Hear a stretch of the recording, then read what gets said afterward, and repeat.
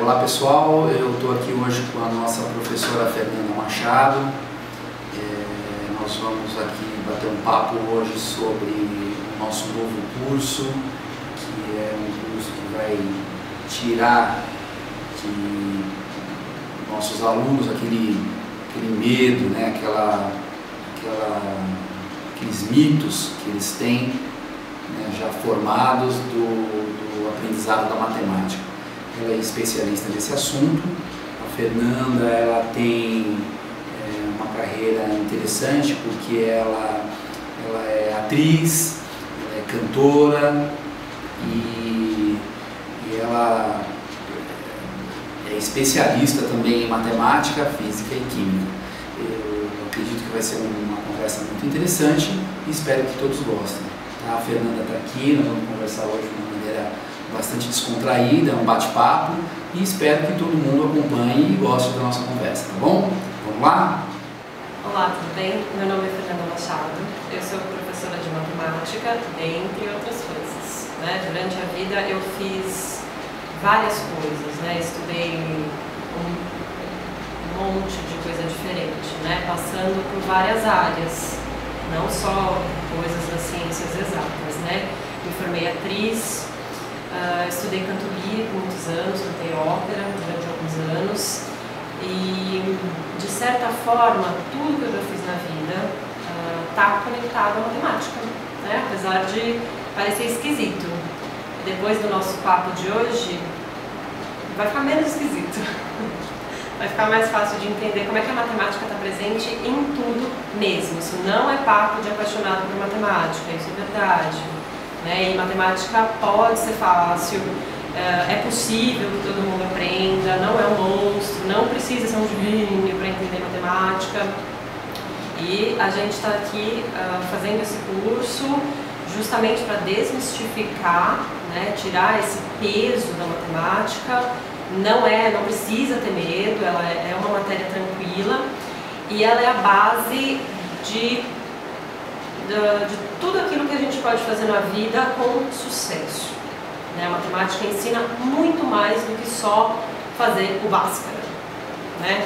A gente precisa dela para muito mais coisa. Então, essa questão, né, da gente usar a matemática e o conhecimento para contribuição, para a pessoa contribuir melhor, né, para a sociedade e tudo, né? Quer dizer, é uma questão bastante importante que hoje, através da nossa sociedade que está numa situação mais egoísta, digamos assim, quer dizer, os alunos eles não conseguem entender aonde eles podem contribuir, né, com o conhecimento que eles adquirem, como que eles podem contribuir para que ele atinja aquilo que ele quer, contribuir à sociedade e ao mesmo tempo atingir aquilo que ele quer. Parece que o foco é o que eu posso fazer na vida para ganhar dinheiro. E aí a gente vê que nem sempre o conhecimento é necessário para ganhar dinheiro. Né? Eu já tive aluno que falou: por que eu tenho que saber matemática se eu quero ser jogador de futebol? Eu não tenho uma resposta para isso. Eu não tenho uma resposta. Mas ele precisa saber matemática, né? Porque se ele não entende como que funciona a dinâmica financeira, ele pode encontrar alguém que faça isso por ele. Sim, mas se ele não entende disso, esse alguém pode enganar. Sim, mas aí ele vai dizer: eu vou pagar o melhor. Não, mas o melhor não significa que esse melhor não vai enganá-lo. Sim, mas parece que falta o raciocínio de pensar nisso. Falta encadear as ideias. Por que eu preciso do conhecimento? Tem várias profissões que não demandam o conhecimento adquirido na escola e a gente vê a pessoa se dando super bem na vida. Então os alunos não entendem qual é a relação entre o que eu estou aprendendo na escola e o que eu quero da vida, que é só dinheiro. Eles não... A questão da qual é a minha contribuição para o mundo, essa questão não entra. Eles não... Você pergunta para um deles qual a contribuição que você quer dar para o mundo no futuro? Da tela azul. Não rola. Não rola. Não vai. É uma visão de curto prazo. Eu acho que é bem coisa de brasileiro mesmo, né? Pensar só no curto prazo. Porque eu quero saber o meu resultado da prova. Por isso que eles procuram aula particular um dia antes da prova. É visão de curto prazo. Por que não pensou 2 meses atrás? Deixou para a última hora, então ele acha que o professor vem, dá um esquema, decora isso. Depois da prova você pode puxar a descarga. Por que eles esquecem absolutamente tudo que a gente aprende, tudo que a gente ensina quando voltam das férias? Aluno de matemática que fala, o professor pôs isso na prova, mas ele não deu em aula, era matéria do ano passado. Sim. Você não quer que todo ano ele ensine a tabuada de novo, né? Então não podia cobrar na prova porque ele não deu na aula. Uma coisa que também eu vejo que falta, nossa, que falta o raciocínio no nível altíssimo. Eu sempre falo para os alunos, né? O que o professor faz na aula, ele dá as ferramentas para você. E na prova você tem que usar as ferramentas. Então na aula ele nunca vai te dar, quer dizer, digamos assim, um bom professor, ele não vai dar os exercícios idênticos aos que vão cair na prova. Porque ele quer desafiar o seu raciocínio. Sim. Ele quer ver onde você vai chegar. Então essa coisa de, o professor não podia ter colocado na prova porque ele não deu em aula. Não, ele devia colocar na prova porque ele não deu em aula para forçar você a raciocinar. Às vezes eu falo com os alunos sobre a questão de exercitar o cérebro, né, e deixar ele com musculatura, quer dizer, que a matemática, ela, na verdade, se o cara não gosta, ele tem que encarar aquilo como um exercício de academia, né? Porque você não é gostoso, que pode doer no dia seguinte, mas que é necessário como base para qualquer outra coisa, até mesmo para a saúde, né? E a matemática, o raciocínio matemático, não é que na vida você vai ao mercado e vai fazer um Bhaskara, mas você vai aprender a raciocinar, e isso está em tudo na sua vida. A gente também precisa de raciocínio lógico para entender ser humano, para desenvolver inteligência emocional. Que aí está uma coisa que as pessoas às vezes nem sabem que isso existe. Ou as pessoas têm essa crença de que quem tem o QI alto tem o QE baixo, né? Não sabe lidar com relacionamento, não tem inteligência emocional. Eu acreditei nisso há muitos anos. Então, mas olha que coisa interessante que você está falando, né? Inteligência emocional. Quer dizer, na verdade, o raciocínio lógico, a lógica, né? Na verdade, você aprende através de pensamentos filosóficos, etc. E isso ajuda muito você a entender a matemática. E entendendo a matemática, você acaba entendendo os pensamentos lógicos da filosofia. Eu entendo, acho que isso está um pouco relacionado. E isso te dá te aumenta um pouco seu raciocínio, as suas outras inteligências, inclusive a inteligência emocional. Inclusive a inteligência você vê emocional. assim também. Capacidade de enxergar o mundo, de entender o mundo, de pensar nas consequências dos atos, como se a vida fosse realmente um jogo de xadrez. Antes de fazer o meu movimento, eu tenho que pensar quais são os próximos movimentos que podem acontecer em decorrência do meu. Não só carpe diem, eu faço isso e o que vem amanhã não tem problema. E por que você atribui, sei lá, as pessoas terem medo de estudar matemática, expressões algébricas, potência, raiz quadrada? Eles acham que isso não vai servir para nada, ou então tem medo mesmo e coloca isso como desculpa. Isso não serve para nada.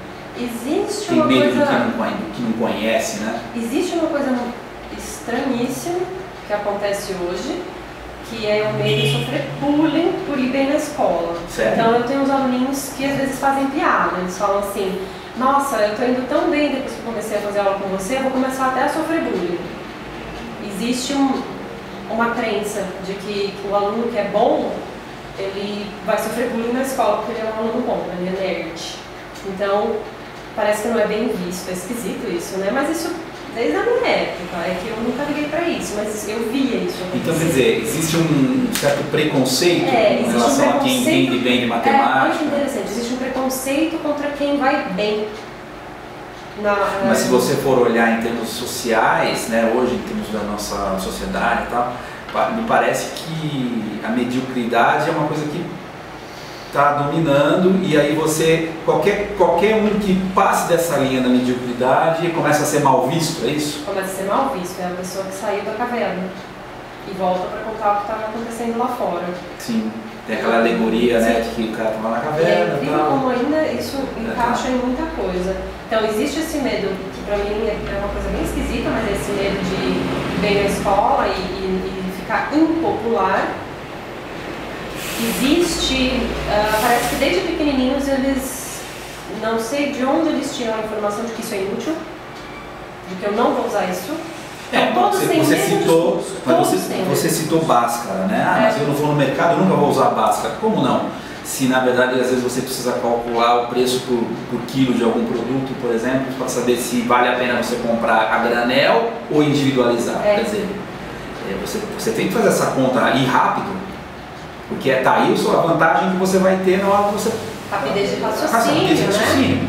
Quer dizer, você já aí você vê entre aspas, uma vantagem econômica que você vai economizar alguns centavos ali na hora que você fazer sua compra. Existe uma visão de curto prazo, que também a matemática é cumulativa. Então, se você aprende a fazer uma fatoração hoje, na verdade, o produto notável vem primeiro. Você aprende a fazer um produto notável.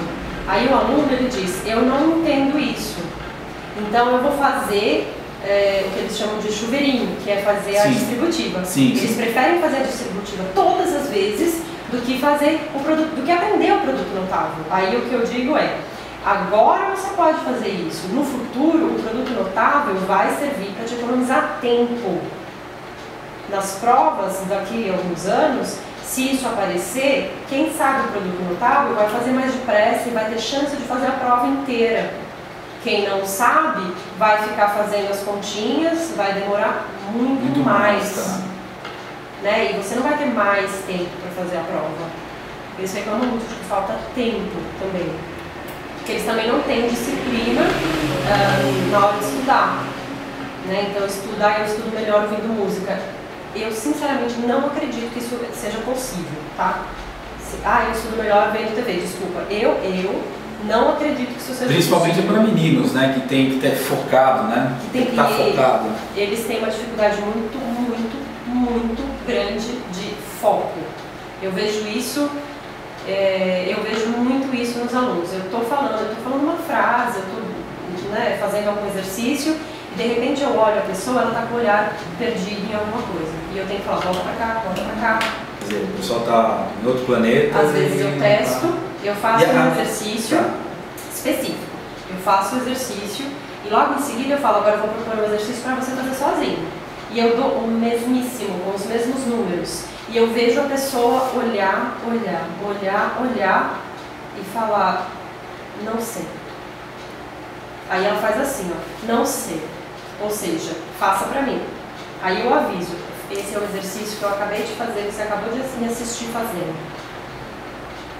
E você não sabe nem começar, você não sabe nem o que eu estou falando. Ou seja, onde você estava quando eu estava explicando isso? Uma coisa é, poxa, prof, não entendi, explica de novo? Lógico que eu explico de novo. Eu vou explicar, eu vou adaptar o meu discurso até aquela pessoa conseguir compreender aquilo. Outra coisa é, não entendi nada, ou seja, você não estava nem aqui, né? Deixa eu te fazer uma pergunta então relacionada a isso, quer dizer, essa questão da compreensão da linguagem, né? Você acha que existe um passo anterior à matemática que faltou para que as pessoas, os alunos, não entendam a matemática? Eu acredito que sim. Eu acho que das coisas que a gente aprende na escola, o mais importante é a língua portuguesa, em primeiríssimo lugar. Em segundo lugar, para mim, vem a matemática. Então, eu acredito que, principalmente nos primeiros anos de escola, para português e matemática, a nota mínima para passar devia ser bem perto do 10. A gente comenta aqui que o mundo prático, né, quer dizer, o ser humano, ele sempre observou os padrões da natureza. Né? O ser humano não inventou a matemática. O ser humano leu a matemática na natureza. A matemática está na natureza. O ser humano só codificou, leu e representou isso com símbolos. para a gente compreender, para a gente conseguir usar aqueles padrões para construir outras coisas. Ele, quer dizer, ele observou, por exemplo, padrões no céu, na astronomia, né, no clima. Sim. Então ele começou a fazer cálculos, né, em cima desses padrões e entender como eles funcionavam, é isso? É, exatamente. Por isso a gente vê umas coisas na antiguidade, como foram construídas as pirâmides, como elas são tão perfeitas, foram extraterrestres. Não, foi gente. Eu também acho que foram pessoas, né? Com cérebro. Né? Pessoas com então, cérebro, carne. Exatamente, usando raciocínio. Eu acho que eu já vi muitos programas que falam sobre essa questão do conhecimento humano, que isso foi adquirido através de seres que vieram para cá, da antiguidade, ensinaram ao humano coisas da matemática, da ciência, da astrofísica, etc, etc. Mas eu acho que isso não contribui, porque na verdade é você colocar, como eu poderia dizer? Você tira o mérito do Você ser humano. tira o mérito do humano. Exatamente. Do intelecto humano. Quer dizer, o ser humano não seria capaz? Eu acho que o ser humano foi capaz de fazer as pirâmides, Sim. construir civilizações, perder civilizações, né, e entender tudo aquela realidade que o cerca.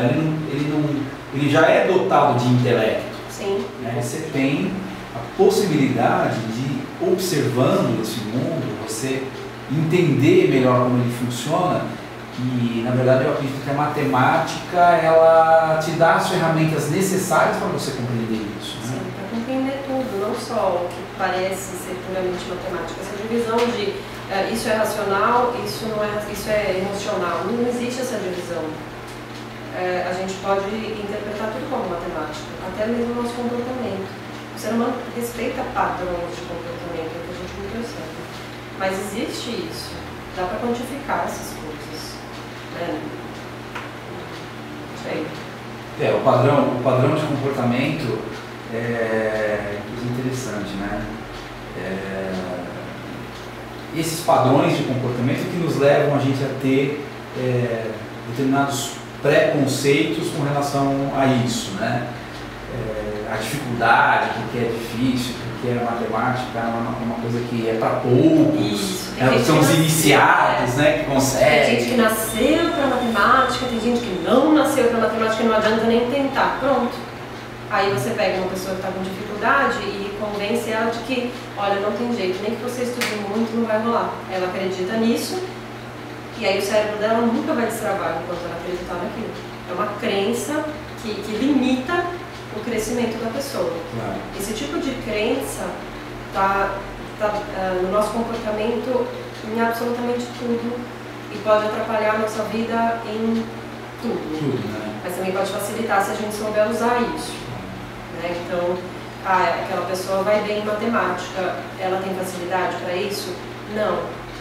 Ela adquiriu isso. É talento? Não é talento, é estudo. Eu tenho muitos amigos músicos. E aí, às vezes, alguém assiste eles tocando ou cantando e chega alguém e fala assim, nossa, você nasceu com um dom maravilhoso. Aí, a pessoa, eles não enxergam isso como um elogio.